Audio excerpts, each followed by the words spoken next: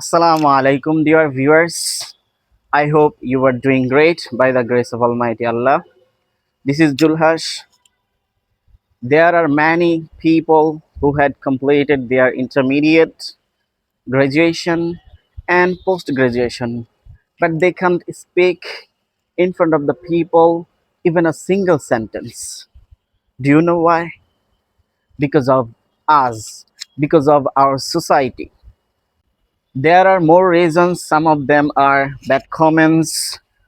Whenever someone try to speak in English, you laugh, you throw bad comments like English মারাইতাইছো আমার সামনে ইংরেজি কয়.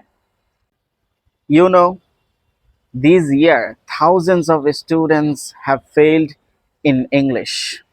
So you have to stop this nonsense and inspire them. Anyway, if you want to be fluent in English, you have to start from now. That's all for the time being. Follow for more.